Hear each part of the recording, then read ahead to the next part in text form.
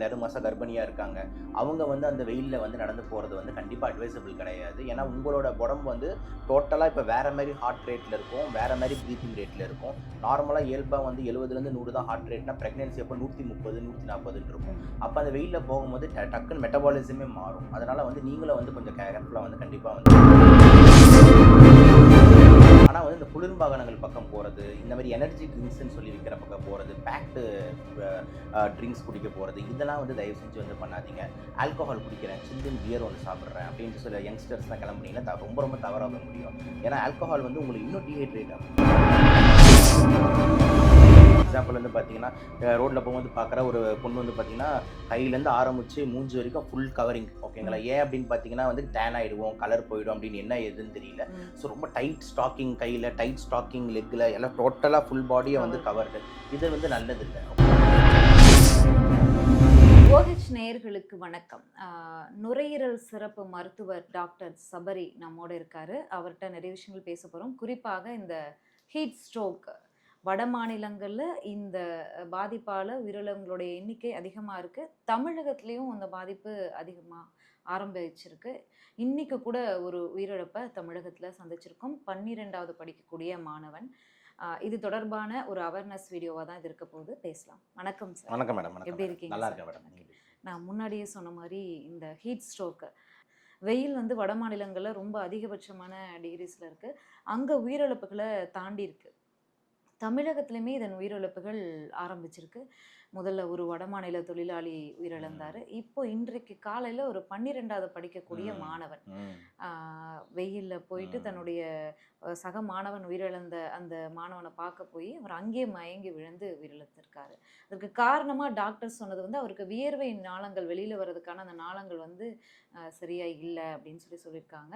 But இந்த heat stroke யாருக்கெல்லாம் பாதிப்பை ஏற்படுத்துது, முக்கியமா எதனால வருது, அதை அவாய்ட் பண்றதுக்கு என்னென்ன பண்ணலாம்? கண்டிப்பா வந்து ஹீட் ஸ்ட்ரோக் வந்து ரொம்ப டேஞ்சரஸான கண்டிஷன். எஸ்பெஷலி இப்போ டே டு டேல சம்மர் வந்து ரொம்ப அதிகமாயிட்டே போறதுனால நம்ம ரொம்ப கேர்ஃபுல்லா இருக்கணும். நான் அடிக்கடி சொல்ற மாரி யார் ரொம்ப கேர்ஃபுல்லா இருக்கணும் அப்படின்னு பார்த்தீங்கன்னா, குழந்தைகள் மற்றும் வந்து வயது பெரியோர்கள். இவங்க 2 பேர் வந்து இன்னும் ஈஸியா பாதிக்கப்படலாம்.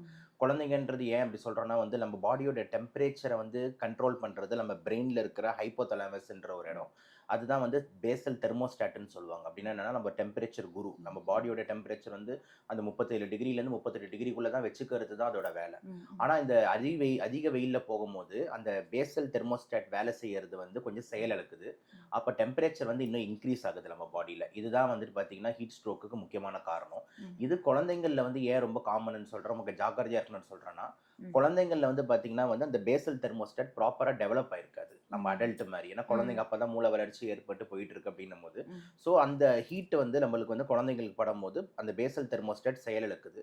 அப்போ பாடி டெம்பரேச்சர் வந்து பார்த்தீங்கன்னா ஸ்பீடா 41 டிகிரி 42 டிகிரிக்கு கொண்டு போய் சேர்த்துருது. அப்போ நம்ம உடம்போட டோட்டல் டெம்பரேச்சரே ஏற ஆரம்பிக்குது.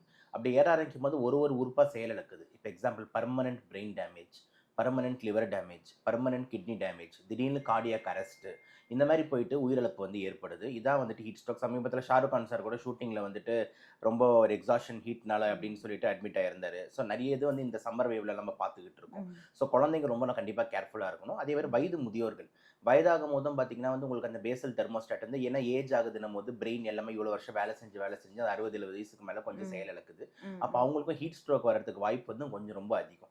ஸோ மற்றவங்களுக்கும் வராதான்னு கேட்டிங்கன்னா எல்லாருக்கும் வரும். ஆனால் இவங்க 2 பேர் வந்து மோர் ப்ரோன் அப்படின்றது தான் நம்ம சொல்கிறோம். அதனால் இவங்க ரொம்ப இன்னும் கொஞ்சம் அதிக கேர்ஃபுல்லாக இருக்கணும் அப்படின்றது தான் நம்ம முதல் கட்ட பார்வையாக இருக்குது. எஸ்பெஷலி இது ஏன் நான் சொல்கிறேன்னா, நிறைய குழந்தைங்களை வந்துட்டு அம்மாங்க வந்து நடக்க வச்சு கடைக்கு கூப்பிட்டு போகிறாங்க. இல்லைனா சில பேர் வந்து முதியோர்களை வா கோயிலுக்கு போகலான்னு இழுத்துட்டு போகிறாங்க. இந்த 2 பாப்புலேஷனுமே கேர்ஃபுல்லாக இருக்கணும். ஒரு குழந்தை வந்து சொல்ல முடியாது, மயக்க வராமல் இருக்கணும், சீக்கிரம் வா என்ன நீ அப்படின்ற மாதிரி போது குழந்தைங்களுக்கு வந்து பார்த்தீங்கன்னா சொல்ல தெரியாது, ஒத்துக்காது. ஸோ உங்க பாடி ஹீட்டை தாங்குற சேம் பாடி குழந்தைக்கு இருக்காது. அதே மாதிரி வயசானவங்களும் அதே மாதிரி. இப்போ வயதான வந்து நீங்கள் ஒரு லேடி பாட்டியம்மாலாம் கூப்பிட்டு போறீங்க, ஐயோ அம்மா சீக்கிரம் நடவா, என்னம்மா நீ பண்ற, நான் நடந்து போலவா அப்படின்னு. உங்க ஏஜ் வேற அவங்க ஏஜ் வேற. அவங்க ஏஜ்ல ஹீட் ஸ்ட்ரோக்ஸ் இதோட ஹீட்டோட அதிர்வு வந்து இன்னும் அதிகமா இருக்கும். அதனால இந்த 2 பாப்புலேஷன் ரொம்ப கேர்ஃபுல்லா இருக்கணும் அப்படின்றதான் நம்ம முதல் கட்ட பார்வையா இருக்கு. இந்த ஹீட் ஸ்ட்ரோக்குக்கான அறிகுறிகள் என்ன? ஏன்னா எடுத்த உடனே எதுவும் வந்துட போறது இல்ல. டைம் எடுத்துக்கும். அதற்கான அறிகுறி இல்ல நீங்க வந்து பாத்தீங்கன்னா ஃபர்ஸ்ட் இந்த ஹீட் ஸ்ட்ரோக்ன்றது வந்து பாத்தீங்கன்னா லாஸ்ட் ஸ்டேஜ் மாதிரி அது.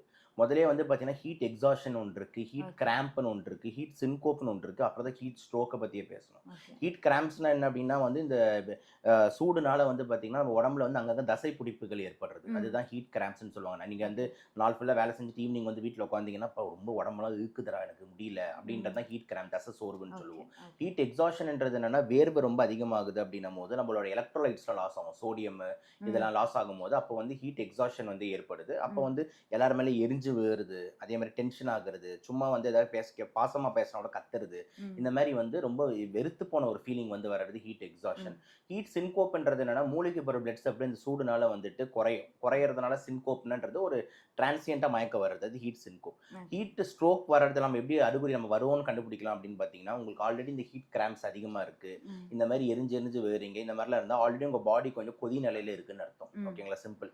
அப்போ உங்களுக்குலாம் ஹீட் ஸ்ட்ரோக் வர்றதுக்கு வந்து பார்த்தீங்கன்னா இது ஒரு ப்ரிகர்சர் சைனாக வந்து வச்சுக்கலாம், இந்த heat okay. Cramps, heat syncope, heat exhaustion. So already போனட்டு நேற்று ஒரு வெயிலில் போயிட்டு வந்து லைட்டாக வாங்கிட்டேன் நான், அப்புறம் ம். கொஞ்சம் தான் எழுப்புனாங்க அப்படின்னா நீங்களாம் வந்து கொஞ்சம் கேர்ஃபுல்லாக இருக்கணும்னு அர்த்தம். அப்போ எனி டைம் வந்து உங்கள் பாடி டெம்பரேச்சர் வந்து இன்னும் எக்ஸாக்டாக அதிகமாக ஏறிடும். ஓகே. அப்படி ஏறும்போது ஹீட் ஸ்ட்ரோக் வரதுக்கான வாய்ப்பாயிடுது. ம். இதுதான் நம்ம பேசிக்காக நம்ம வந்து ஒன்று தெரிஞ்சுக்கலாம். ரெண்டாவது வந்து பார்த்தீங்கன்னா ஒரு சில பேஷண்ட்ஸ் வந்து இந்த பிபிக்காக பீட்டா பிளாக்கர்ஸ்னு மருந்து யூஸ் பண்ணிக்கிட்டு இருப்பாங்க. ஓகே. அதே மாதிரி சில பேர் மன அழுத்தத்துக்காக வந்து ஒரு சில ட்ரக்ஸ் யூஸ் பண்ணிக்கிட்டு இருப்பாங்க. இவங்கலாம் வந்து கொஞ்சம் கேர்ஃபுல்லாக இருக்கணும். ஏன்னா இவங்கலாம் வந்து இந்த ஹீட் ஸ்ட்ரோக் இன்னும் வரதுக்கான வாய்ப்புகள் வந்து பார்த்தீங்கன்னா இன்னும் அதிகமாக வந்து இருக்கு. அதே மாதிரி இந்த uncontrolled BP patients, low BP, high BP 2 எக்ஸ்ட்ரீமே நீங்களும் இந்த ஹீட்டோட எஃபெக்ட்ல வந்து கேர்ஃபுல்லாக இருக்கிறது நல்லது. கொஞ்சம் ஹீட் ஸ்ட்ரோக் வரதுக்கான வாய்ப்பு வந்து அதிகம். அது மாதிரி பிரெக்னன்சி இப்போ வந்து பார்த்தீங்கன்னா 2 மாசம் கர்ப்பிணியா இருக்காங்க, அவங்க வந்து அந்த வெயில்ல வந்து நடந்து போறது வந்து கண்டிப்பா அட்வைசபிள் கிடையாது. ஏன்னா ம். உங்களோட உடம்பு வந்து டோட்டலா இப்ப வேற மாதிரி ஹார்ட் ரேட்ல இருக்கும், வேற மாதிரி பிரீத்திங் ரேட்ல இருக்கும். நார்மலா இயல்பா வந்து 70ல இருந்து 100 தான் ஹார்ட் ரேட்னா பிரெக்னன்சி அப்போ 130 140 இருக்கும். ம். அப்ப அந்த வெயில்ல போகும்போது டக்குன்னு மெட்டபாலிசமே மாறும். அதனால வந்து நீங்களும் வந்து கொஞ்சம் கேர்ஃபுல்லா வந்து கண்டிப்பா வந்து இருக்கணும். ஸோ இதெல்லாம் தான் ஹீட் ஸ்ட்ரோக் வரதுக்கு ப்ரீகர்சர். அதே மாதிரி நீங்க கொஞ்சம் அறிகுறிகள் எடுத்தீங்கன்னா இதெல்லாம் ப்ரீகர்சரை தாண்டி கொஞ்சம் அதிகமா வந்து உங்களுக்கு தாகம் அதிகமா எடுக்குது, தலைவலி ம். ரொம்ப அதிகமாகுது, ம். எரிச்சல் ரொம்ப அதிகமாகுது அப்படின்றது வந்து பார்த்தீங்கன்னா ஒரு ப்ரீகர்சரா எடுத்துக்கலாம். அப்படியே பைக்கை நிறுத்துங்க, அப்படியே போய் உட்காந்துருங்க. உட்காந்துட்டு நல்லா இளநீர் மோர்ன்னு குடிக்கிறது வந்து இமிடியேட் ஃபர்ஸ்ட் எய்டா வந்துட்டு இருக்கும். சரி. இதற்கான ஃபர்ஸ்ட் எய்ட் இதுதான். நீர் ஆகாரங்கள் எடுத்துக்கிறது. கண்டிப்பா இதுக்காக வந்து பிரிவென்ஷன் ஃபர்ஸ்ட் எய்டுன்னு எடுத்துக்கிட்டிங்கன்னா வந்து நிறைய பேசலாம். இப்போ வந்து ஓகே. மெயின் ட்ரீட்மெண்ட் வைஸ் இமிடியேட்டா என்ன பண்ணணும், இந்த மாதிரி எனக்கு தலைவலிக்குது, ம். இல்லைன்னா வந்துட்டு உடனே கண்டிப்பா வந்து நீங்க வந்து நியர்பையா அதுக்கு இந்த வெயில்லேருந்து விலகுறது வந்து ஃபர்ஸ்ட் இம்பார்ட்டன்ட். ஓகே. விலகி ஒரு ஷேடுக்கு வந்து உட்காந்துட்டு அதுக்கப்புறம் வந்து நீர் ஆகாரம் தான் ரொம்ப இம்பார்ட்டன்ட். ஸோ தண்ணின்றது பேசிக்.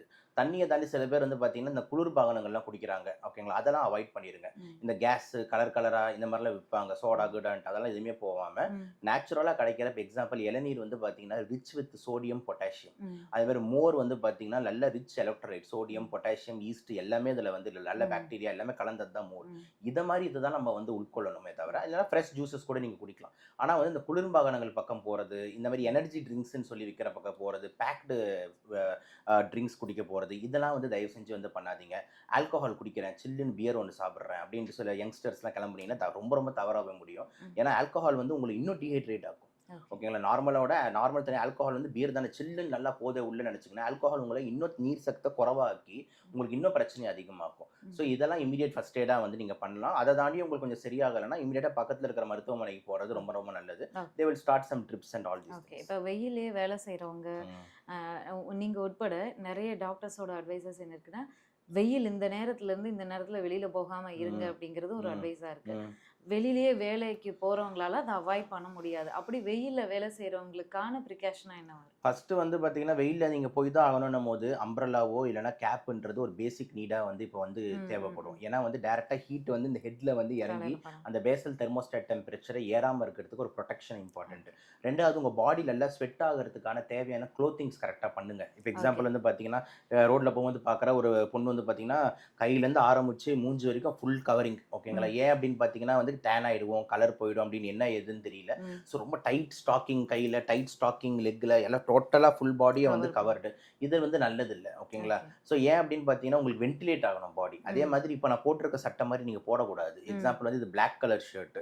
பிளாக் கலர் வந்து ஹீட்டை நல்லா அப்சார்ப் பண்ணும், உங்கள் பாடி டெம்பரேச்சர் இன்னும் ஏற்றும். ஸோ முடிஞ்ச அளவுக்கு லைட் கலர்ஸ், இப்போ எக்ஸாம்பிள் ஒயிட்டு, எல்லோ, இதெல்லாம் வந்து பார்த்தீங்கன்னா வந்து சயின்ஸ் தான், ஃபிசிக்ஸ் தான். இது வந்து பிளாக் வந்து ஹீட் அப்சார்ப் பண்ணும், ஆனால் அதெல்லாம் பார்த்தீங்கன்னா லைட்டை வந்து ஹீட்டை அப்சார்ப் பண்ணாது.